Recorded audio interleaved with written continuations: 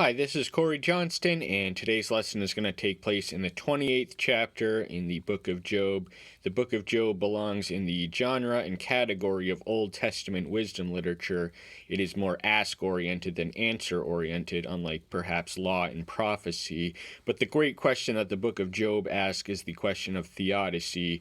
Why do good things happen? Why do bad things happen to good people? Job was upright in all of his ways. He had all these things. He had a great family life, prosperity, influence, leverage and pull at the city gate. And then he, in a sudden swoop, in the first two chapters, he lost his health, his wealth, and his family. Not in that order, but he lost everything in the twinkle of an eye.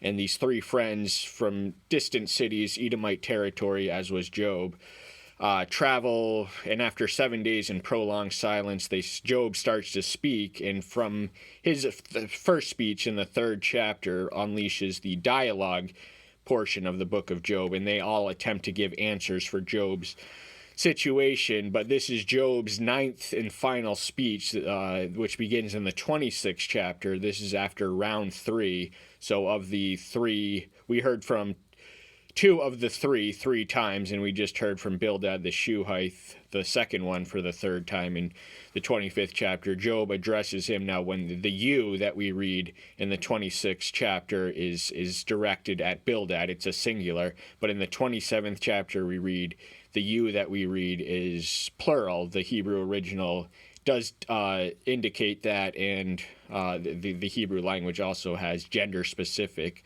words for you that we don't. But the 28th chapter is almost but not quite out of place. It has no reference to Job's experience. It is a ballad of wisdom, which some scholars do believe that this is the author. This was not Job's speech, but this was the author of Job, whoever wrote it. It certainly wasn't Job, because he didn't know what happened in the first two chapters. But this is his commentary on wisdom, just because there's no reference to Job's experience or anything else. We don't personally have a dog in the fight. We just want you to consider all things. We're going to review the 27th before we hop into the 28th. Verse 2, As El lives, who has turned aside my justice, and El Shaddai, who has made my life bitter. Job personally attributes blame and responsibility to Elohim for denying him justice and for making his life miserable and his current station of exquisite agony. He thought it was all his fault, and he didn't inflict the pain and the devastation and ruin, but he did allow it to happen. And the great question is answered, why? And he doesn't satisfy the answer when he ultimately satisfies his request to condescend. He just says, who are you to question my moral judgments? So the purpose for which Job had all these terrible, terrible things happen to him was to provide to Satan and the world a witness that even though the whole world will blaspheme when all others will, one person will not. Verse 5, Far be it from me that I grant you are right. Until I die, I would not turn aside my integrity in me. What we have between Job and his 3 comforters, antagonists more accurately, they're somewhat misleadingly named that in the 11th verse of the 2nd chapter, is a irresistible force, meaning an immovable object. These 3 friends, they all have their own minds, their own words, their own contribution, original thoughts, but they all defend the same simplistic, black and white, archaic theology, which insists that suffering is in response to sin. Ergo, Job had to have sinned to invite all this terrible suffering from that. And Job maintains with the clenched fist, we read in the next verse, his integrity. My righteousness I hold fast, and I do not let it go. My heart does not reproach me as long as I live. The adversary is a thief, and he can take our lives, he can take our health, he can take our wealth, but he cannot take our faith and our integrity. So it would have been tempting and challenging and difficult for Job to not indulge. All he had to do was say that you were right, but Job was so righteous that he was not going to lie just to placate the crowd. He was insistent on his own vindication. He didn't care about the restoration. All he cared about was his own integrity and his own standing, and that Yahweh would vindicate him for not having sinned in all of this. Then he speaks his own ballad of the wicked, which is consistent enough to mimic without echoing some of the ballads of the wicked that we heard. What is the hope of the defiled one? Now, they pray in the emergency, and they pray when they need it. It's practical atheism. Live your life without God until you find yourselves in a foxhole atheism. But would he call on Eloah at all times? Now, it is the mark of the righteous to pray throughout the day and not just periodically or once or twice a day, but, all day, every day, and throughout the day. This is something practical atheists cannot fathom and will not do. Let me teach you by the hand of El that which is with El Shaddai I do not hide. Job is making a bold claim and assertion for wisdom. This is something that is part of the competitive friction in the debate, and he rests his case for superiority, saying this is a revelation, this is a mystery to you, but I'm going to tell it to you. The theological term mystery means something that was once concealed but it is now unveiled. Job was claiming as much, to be the possessor of a mystery. And then he says, the portion of the wicked man does not end well for the cruel ones. What they have to wait to expect. Their children are going to multiply, but they're going to die. They're going to live to see their own children die. That's what happened to Job, and he is not wicked, as he argues. Then verse 19, he lies down a rich man, but he is not gathered. When he opens his eyes, it is no more. Wicked people do get rich quick, and they can accumulate vast sums of money. And the 28th verse is what we're going to read is the digging of treasure. Hold that thought. But the fleeting wealth, the wealth of the wicked and the prosperity is what he's trying to say here is fleeting. It does not last long. It is not an investment. You can have wealth, but it's going to be it's gone before the time you're gone. And even if you go without it, you can't take it with him. So it's always gone. It's a poor investment for eternity. But, if you are wicked and you've got your gain by wickedness, then you can expect it to go bye-bye. And you're just going to be carried away with the winds. He speaks somewhat hyperbolically in the of being carried around by the winds, just at the mercy of the wind, which would have been recognized as a reference to divine judgment in this context. The 28th chapter, Job opens with, there's essentially three parts. We're going to divide it into the exact midway point. It's 28 verses. We're going to take it all the way up to verse 14, but the first 11 verses, he uses the physical foundation of mining for gems and gold and treasure on the earth as the foundation for the pursuit of wisdom. And we're gonna it'll make sense if we take it to the 13th and 14th when we do. First verse, indeed there is a mine for silver in a place where gold is refined. Silver is found in the mountains, scattered in rocky locations all throughout the earth. I personally don't know these things, but one who is a silversmith and or a silver miner will know. In the place where gold is refined, that's easy. That's a furnace. It is a melting, because gold in and of itself is not presentable or is not as valuable unless it is refined. What the refining process does is remove the dross and the impurities. And what we're going to try to do with this chapter is connect the physical to the spiritual. So we have to mine for wisdom the same way that a person would mine for the extraordinary efforts and lengths that people go to mine for earthly treasures. We must mine for wisdom and spiritual treasures, and we have to refine what we have through the furnace of affliction and pain and suffering, just like Job. Iron is taken from the earth, and copper is melted from ore.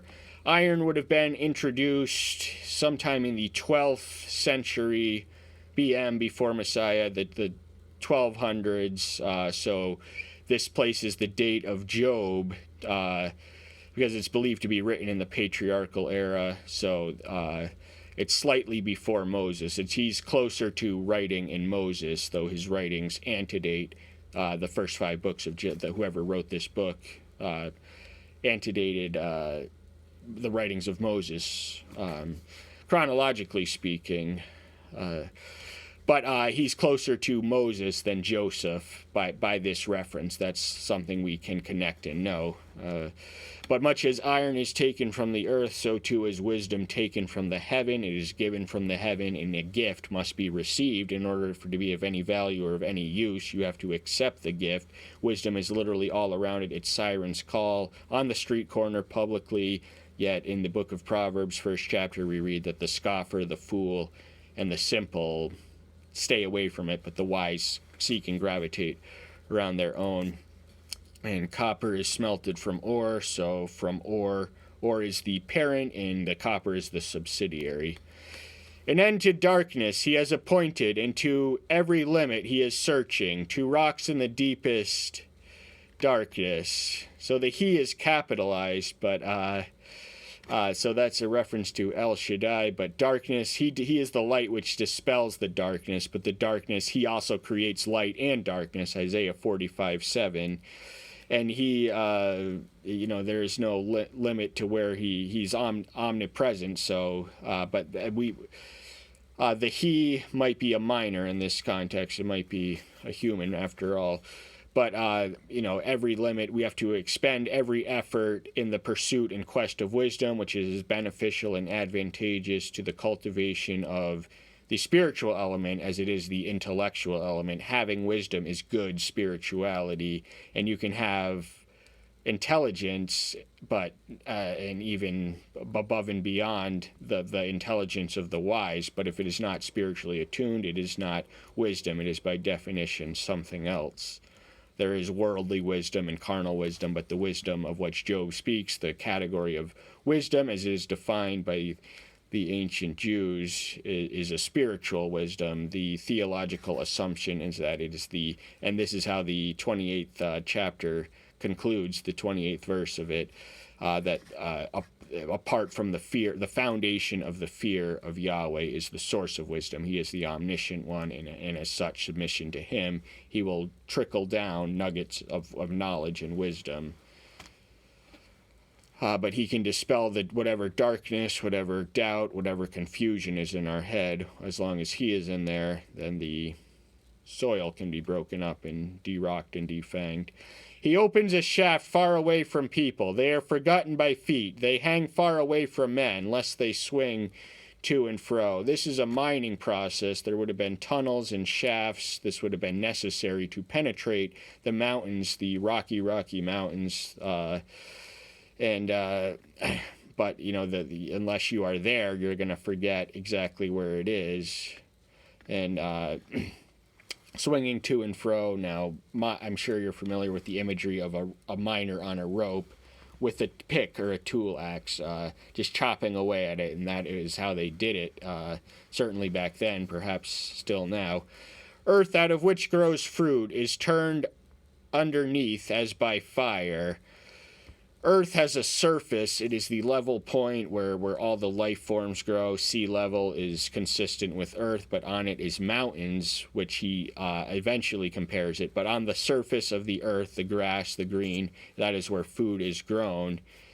And the process of food growth is made possible by Elohim from start to finish. He makes his sun to shine on the rich, on the righteous and the wicked, and his rain to pour on the same indiscriminately, Matthew 5:45. But the mountains, they are underneath. That means they have roots. So a mountain which is high above has to have some foundation underneath the earth to soar as high as it does above. It's just a law of physics. Its stones are the place of sapphires, and it has dust of gold. Not every stone are these things. Sapphire and gold are expensive. They are jewels. They are gems, precisely because they are rare. So if every stone were a sapphire or a gold, they wouldn't have to go to these inordinate, extraordinary lengths to dig up the entire process. The risk, the potentially fatal risk of mining, we're certainly alive and well, So sapphires are some stones. They are special stones, and the stones that have gold in them are, of course, made special by the gold therein. No bird of prey knows the path, nor has the hawk's eye seen it. Birds soar over the sky. The bird of prey, the vulture, anything else, knows his own path, but they do not have insight into the mountains. That is something only the miners do. There is very little life form in the rocks itself, or in the mountains, inside the mountains. So no animal outside in the sky, in the sea, or on the earth is going to know how to get there. And the hawk, their hawk's eyes, they are famous for seeing everything, but there are certain things it cannot see, because you can have the aerial vision and the advantage of being high and seeing everything so low, but you cannot see through or within that which you can't fly across. The proud boast have not trodden it, nor has the fierce lion passed. The proud beast have not trodden it, nor have the fierce lion passed it. Proud beast, a beast can be proud. I like to think of pride as something unique to humans and angels, but I guess certain beasts can be proud because of their dominance. They can walk with their chest held high, shall we say, but even they, and the fierce lion, the most dominant predator in the on the beast, the mightiest of beasts, certainly the fierce lion, they are powerless to penetrate to where the minds go, and they cannot know. These unthinking beasts, these unreasoning, irrational, aspiritual beings do not appreciate either gems of the earth or gems of wisdom. So we have to take advantage of our human experience. Because we are able to see things that no dominant species, no other rival claimant for dominant species, we are the dominant species, but can claim. He puts his hands on the flint. He shall overturn the mountains at the roots. Flint is a lot of the foundation, the source from which a lot of knives were made. Flint knives were to be especially sharp and potent. But the other thing he says here is something I earlier said, that the mountain has roots. As a tree has roots, a tree is a life form, is as tall as it gets for the life forms, but a mountain is not a life form. Yet it still has roots. That if Mount Everest could not soar as high as it does if it did not have some firm foundation in the earth and underneath the earth. So the rocks are all connected. There's whole layers and strata of rocks in between the inner nucleus of earth, all in between. So there's this whole world. We can scarcely scratch the surface of what is underneath the earth surface. He cuts off the channels in the rocks, and his eyes see all that is precious.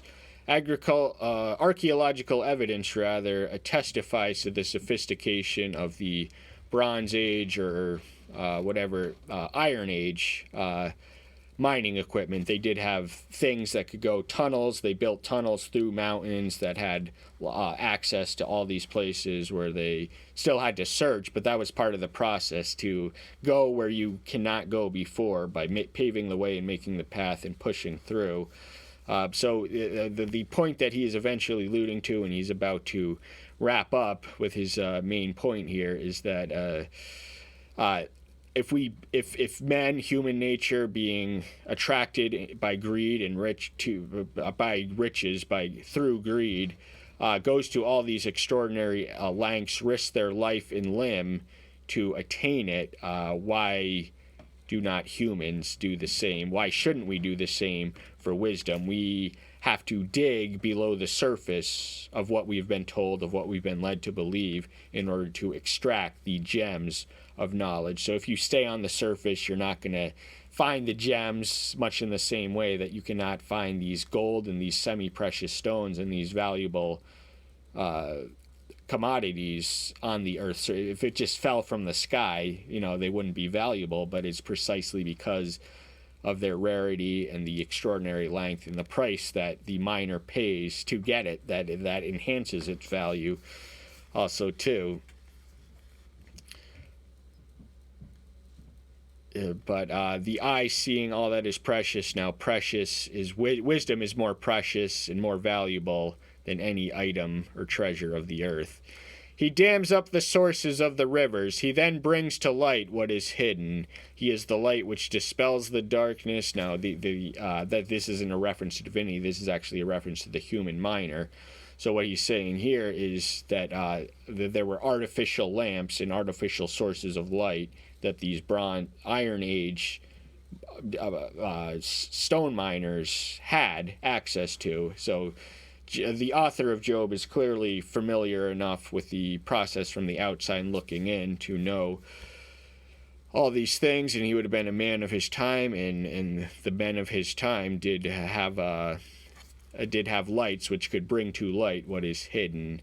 So what is hidden, you have to go beneath the surface, scratch far below, dig, and mine all the way down in order to get that which is most precious, that which is most valuable, which is wisdom, whose wealth is greater than rubies, and all these semi-precious stones. That's what Job says in the material after we're going to cover today. In wisdom, where is it found, and where is the place of understanding? This question is eventually answered in the 28th and concluding verse. I already so apart from, this is what the author is trying to say, is that you're not going to find wisdom on the earth or among people or on the living. The place of understanding emanates from the omniscient one, whose by sovereign grace we have our rational capacities. We're able to actually speak words and entertain and enjoy concepts. We have an altogether more elevated experience than the animals, but before our maker we are as nothing. Our intellect is puny and feeble and as nothing compared to his. So we have to search wisdom, and where is it found? Now the destination, the journey and the destination are not always, so you have to have you don't necessarily have to have a destination in mind, but you do have to be asking the questions, or at least getting the momentum going yourself in order to find where wisdom is and where understanding is the foundation of wisdom. Wisdom is the exponent of understanding. That is to say, the understanding is subordinate to wisdom and part of wisdom, but wisdom is understanding, knowledge, prudence, discernment, discretion, all the things that we read of in the Old Testament, all the synonyms we read of in Old Testament wisdom literature. Man does not know its value, and it is not found in the land of the living.